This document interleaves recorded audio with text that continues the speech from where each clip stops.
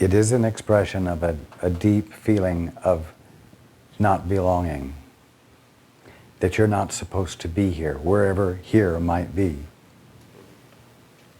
and a need to escape from here.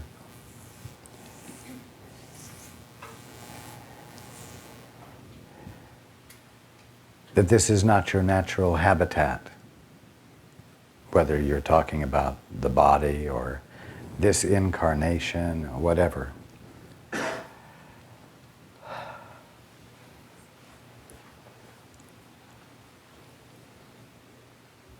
You know that I have expressed over and over and over again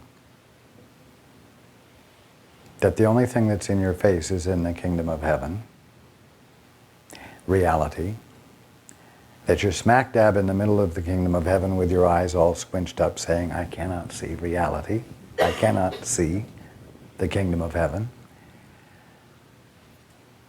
I'm going to ask this, why are your eyes squinched up? Basically, it's because something in you has said, I've got to escape from where I am. There is another place than where I am to experience. And that suggestion has been believed, and so you deny the kingdom of heaven by ignoring it and fighting to have a new explanation of yourself, to have a new understanding of yourself, and to be in some place that's better. And that's the way God is being denied. That is the way all of you have created a sense of being separate from everything, in a state of isolation, a state of loneliness that hurts.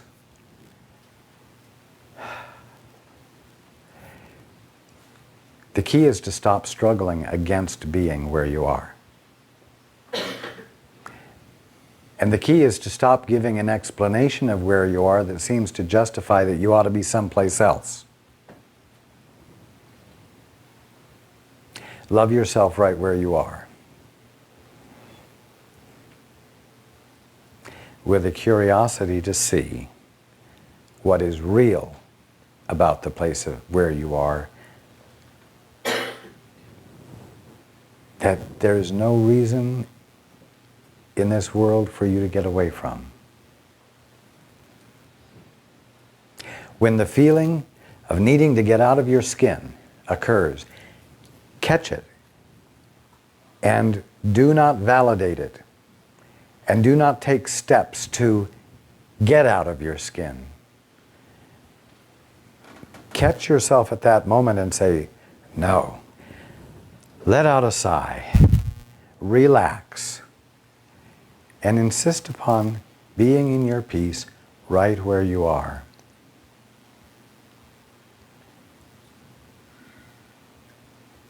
It's a habit responding to the feeling of being uneasy in your skin.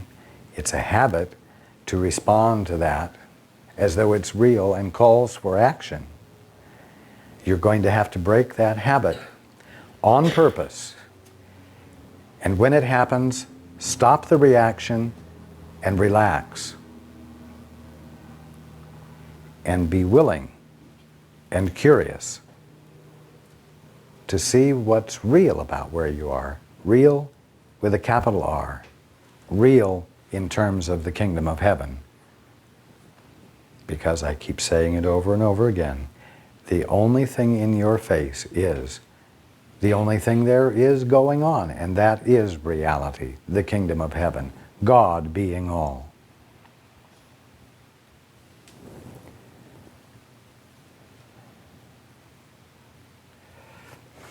It's time for you to become free of this ongoing harassment.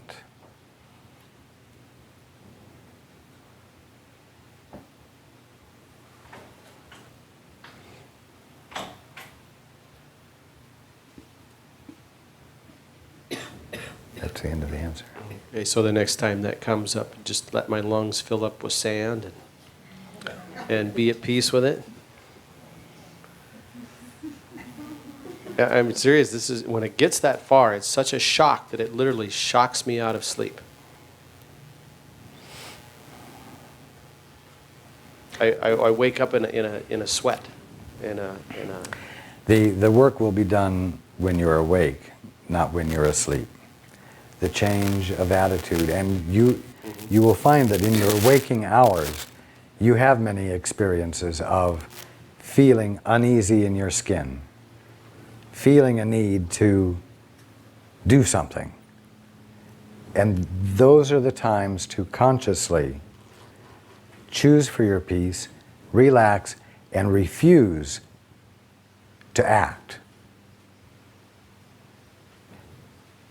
You tend sometimes to do something just to break the feeling. Nothing particularly constructive or non-constructive, but just engaging in activity for the sake of trying to dispel the feeling. And that's what I'm saying. Don't take that action. Sit still, breathe, and let your peace in.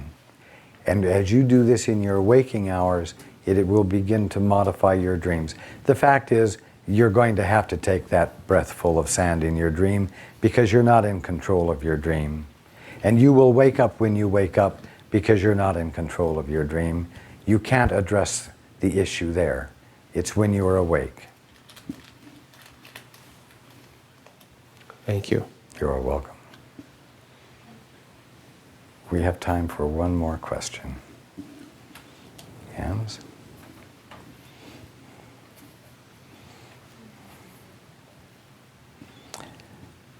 Right here? Wait till we have the microphone.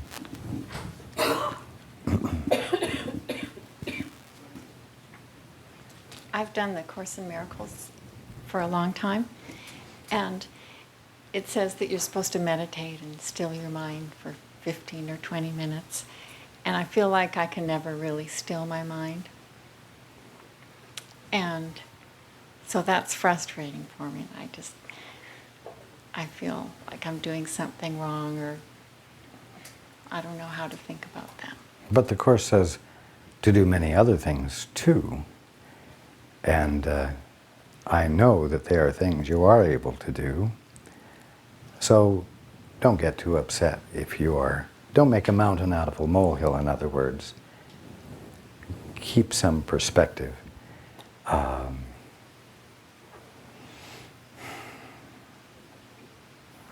It's much more what fits for you. Instead of trying to meditate is to soak in a hot tub. This helps you become still, relaxed. It helps slow down the busyness of your mind. And if you would just do that as often as you can during a week,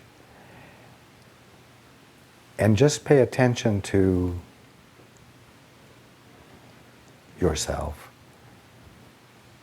as you are soaking and becoming still, you will find the experience you have been looking for in meditation occurring spontaneously, with less effort from you. Meditation isn't something you do, it's something you let happen. Silence isn't something in your mind, isn't something you do, it's something you allow.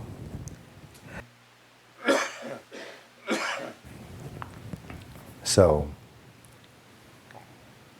because you can't be in control of it, you can't really fail at it, but you can invite it by providing the circumstances in which it can happen. And as I said, for you, a long relaxing soak will move you rather than you moving yourself into that place. And then, if you do this regularly, I'm going to even say once a night or once a day, But if it's only 3 times a week that you can manage to do the soak, once you have done it for a week or two and the feeling is more and more familiar, then when you reach the end of the time you would ordinarily stay soaking, you can ask a question of the Holy Spirit, or you can just put it out, a curiosity that you have, and maybe take 5 minutes more of not doing anything but soaking, but paying attention. In this way, you break the isolation because you're asking a question of something other than yourself, and the curiosity sets into motion the circumstance where you can be in receipt of an answer. But only let that be like the last 5 minutes of your soak. Let the majority of your soak be without purpose, without conscious intent, without any exercise of control. Again, your worth, let us say, 15 uninterrupted minutes of rest in a hot bath, plus 5 minutes more to just be curious and attentive. It's not a test.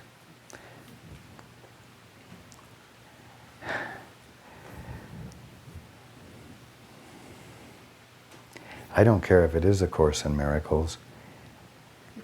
If you aren't able to do something that it said, there is no reason for you to feel guilty. And the Course certainly doesn't teach that you should feel that you're a failure.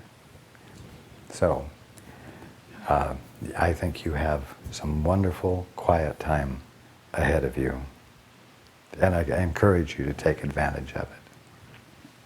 Thank you. You are welcome.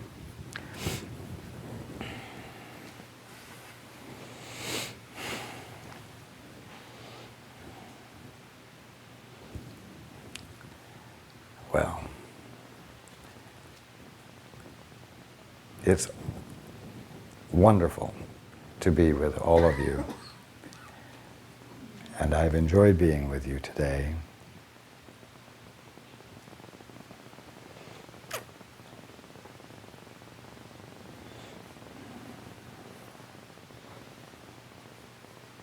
It means something to be together.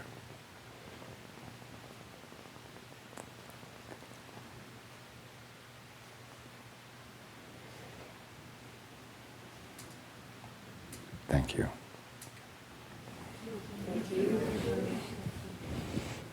Okay.